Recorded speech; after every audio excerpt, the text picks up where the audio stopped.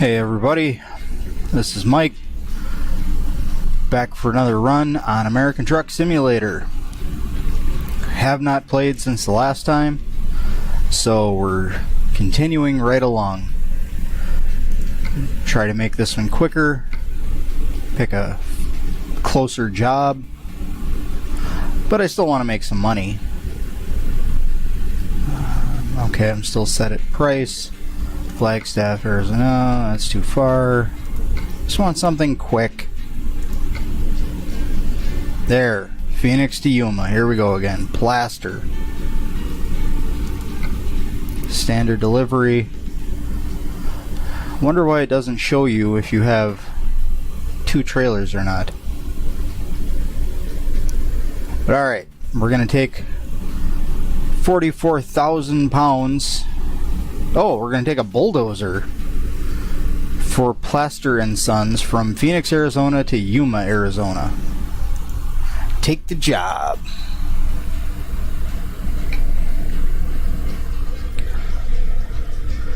Loady load.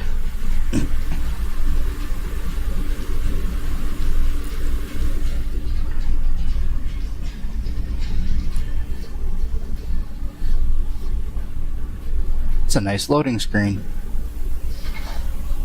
Okay, before we get started, I'm going to hit the 2 key to bring up my outside view. Oh, because I want to look at the bulldozer. Look at that. That's a nice bulldozer. But look, this is what I was talking about in the last video. Mouse wheel to zoom in. Now watch this. So the tires turn when I turn back. Look at them. Look at that. Those older games like 18 Wheels of Steel and Hard Truck, I don't remember ever seeing a 3D modeled and animated driver in the truck. Okay. Turn the truck on. Get rid of the air brakes. Look at my route advisor. Everything looks good. Here we go.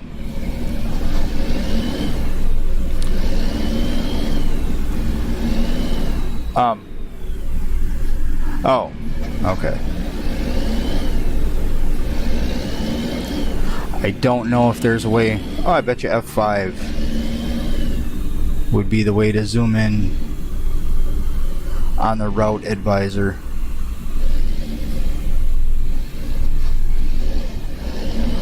Sharp turn, kind of. Get in lane. Stop sign. Hit the brakes. Can't see anything. Check for traffic. Ooh, traffic. Clear that way. Not clear that way. Alright, here we go.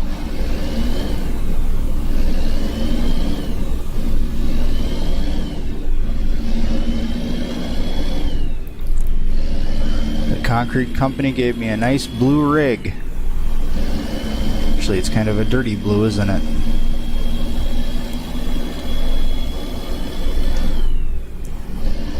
That's an awful lot of traffic. And a red light.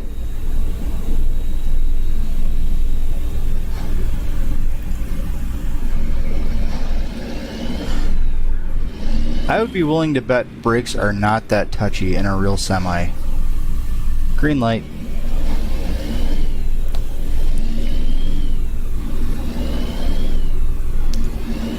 Oh, I'm slowing down traffic.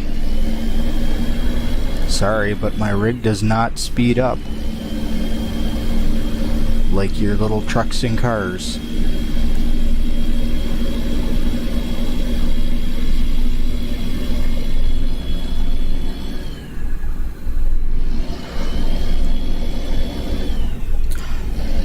That's another something I often think of.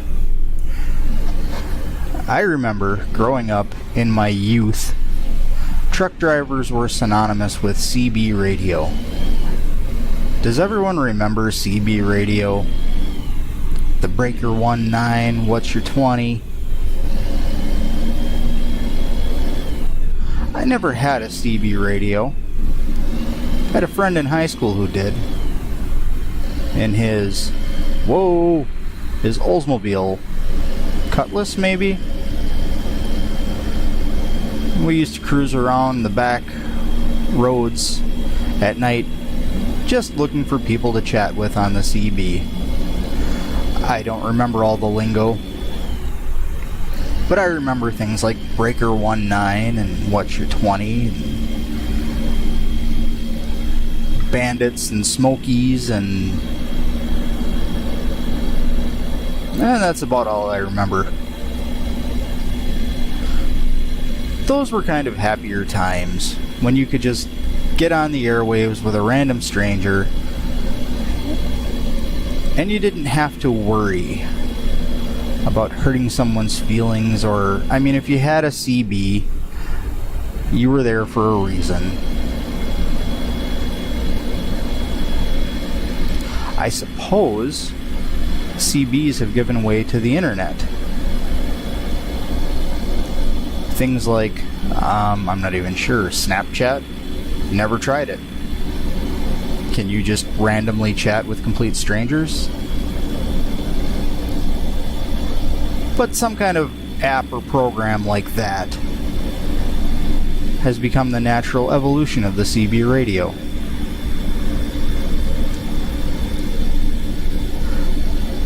But yeah, growing up, truck drivers meant CB. And of course there was the stereotype of truck drivers and pork rinds. Maybe that's why I never got my CDL. I don't like pork rinds. Can't stand them.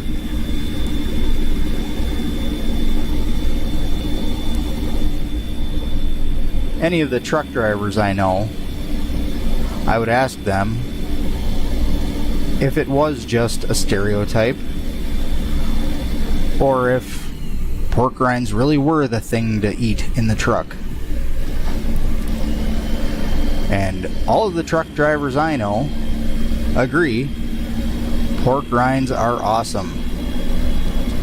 So I don't get it.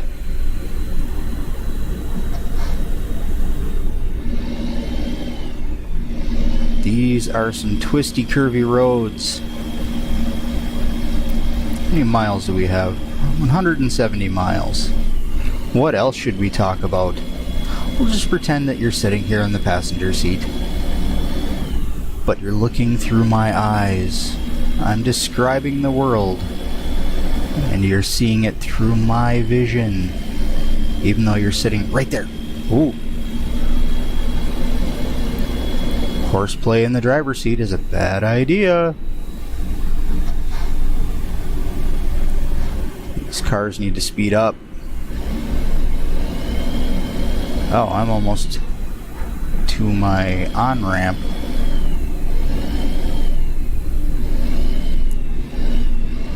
I have one for you. A hypothetical. I've thought about... Oh. Well, no damage to the truck. I don't remember how to check if there's damage to the load. Oh, 1% damage to the truck.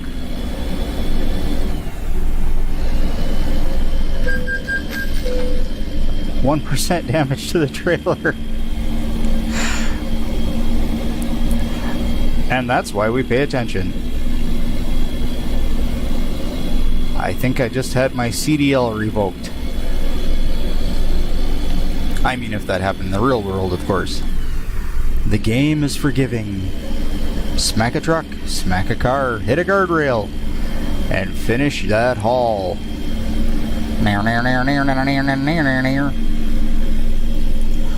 Sorry, that was another stereotype. I'm sure not all truck drivers listen to old-fashioned country songs. So anyways, I give to you a hypothetical time travel question. You always hear people talking about, ooh, what if you could go back in time and kill Hitler, would you? knowing you'd save all those lives. And then there's always the debate about butterfly effects and you going back in time causing problems. So this is something similar with the time travel, but different, because we're all smart enough to know we don't want a butterfly effect, right? So, time warp portal industrial accident with electricity, 1.21 gigawatts. You're shot back through time to the deck of the Titanic. You've got about 6 hours before it's going to hit that iceberg. You know this, but you also know that if you run and talk to someone on the ship, they're not going to believe you. They're going to think you're crazy. Slow down. Really? Construction? On the highway? What is this, Wisconsin? Hey, there's another bulldozer in front of me. This concrete company must really need bulldozers at their work site. So you're on the Titanic. You know what's going to go down. You have 6 hours. You know you can't tell anybody safely. I mean, you could tell them, but they're going to think you're insane. So what do you do? Do you steal a lifeboat and get off the ship as soon as possible, knowing that they're short on lifeboats, and by you stealing even just one, you could be dooming another, 20 people to die in the icy waters? Do you just wander the ship and enjoy, and resign yourself to the fate that maybe you'll get on a lifeboat when the time is right, maybe you won't? Do you try to figure out how you shot back in time and fix it so that you can get back to whatever time you came from? So that's the hypothetical question. You're on the Titanic, 6 hours before the iceberg. You have 6 hours left before disaster. What do you do with that 6 hours, knowing that you cannot change what happened? You can try, but you know that it won't do you any good. I mean, unless you did something crazy, like sabotage the ship in some other way, break into the engine compartment and throw a wrench in the plans. But then, of course, you're crazy, they lock you up, and who knows what happens after that. Maybe it's like that old show Quantum Leap, where you have to do the right something to get brought back to your regular time, or to escape from the Titanic's end.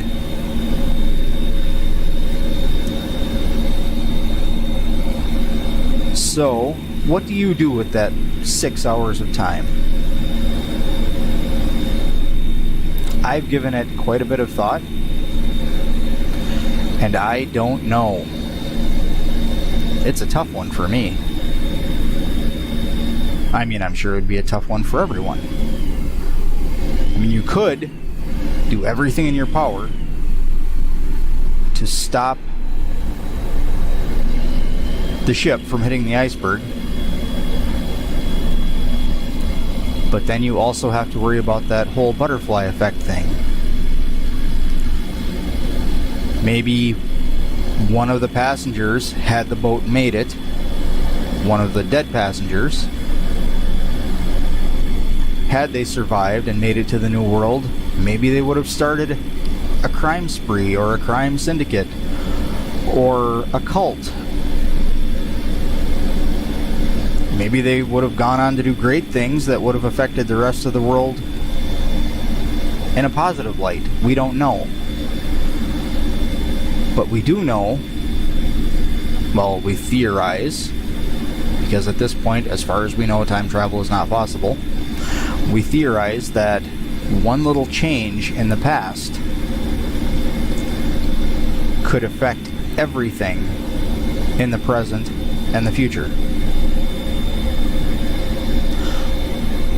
So to play it safe, you know you can't change much. You know that ship has to hit that iceberg, and things have to play out the way they did before.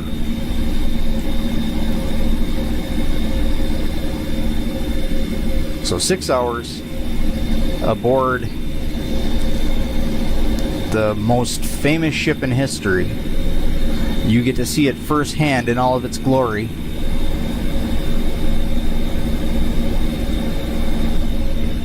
We discovered Yuma! Yeehaw! Again with the stereotypes. What's wrong with me tonight?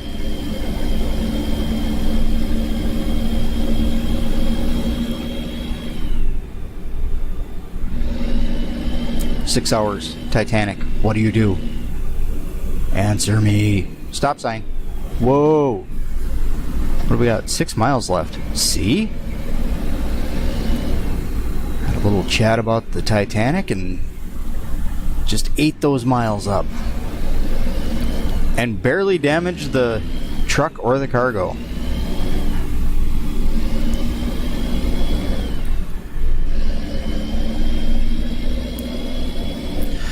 I wonder, in the history of truck drivers and CB radio, how many truck drivers got into minor fender benders because they were concentrating on talking on the CB?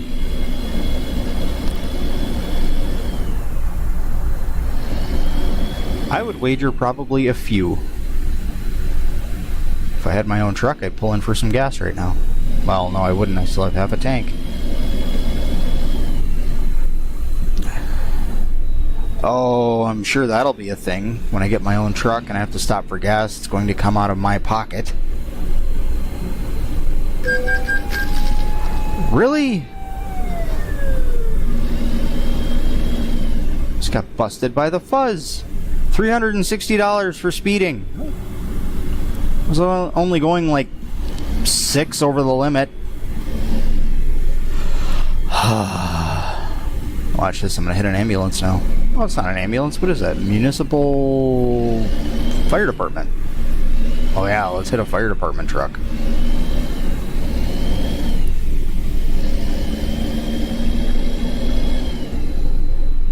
And they don't even have to pull up behind you and pull you over, so that you could run for it.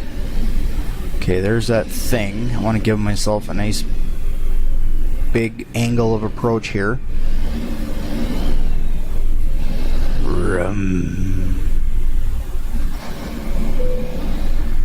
Hit the enter key.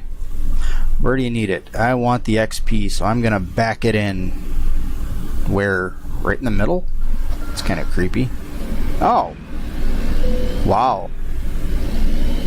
Switching views.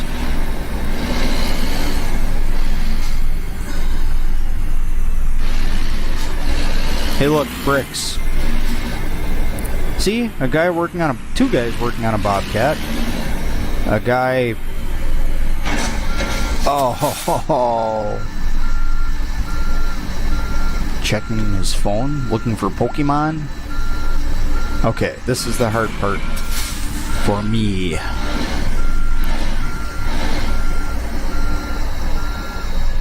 More.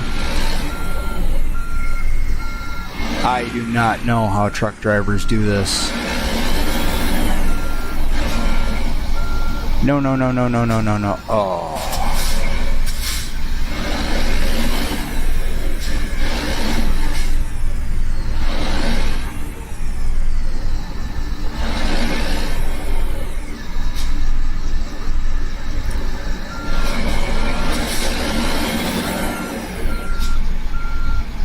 Nope. Oh.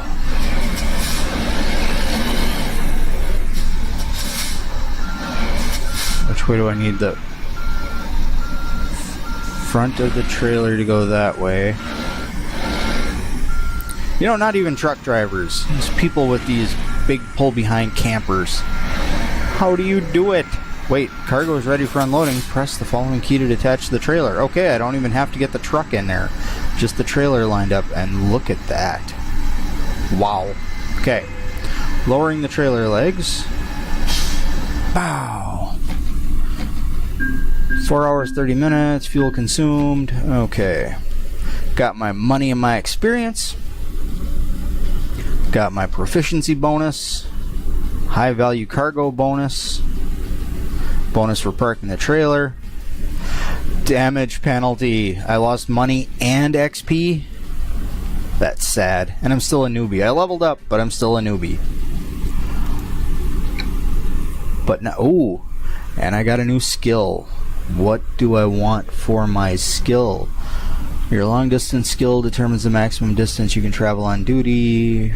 This skill allows you to transport fragile cargo such as glass, electronics. Yeah, we're not ready for that yet. We keep hitting things. Fuel economy. Learning various fuel saving techniques will help you minimize your fuel consumption, particularly. Now, let's buy the explosive skill.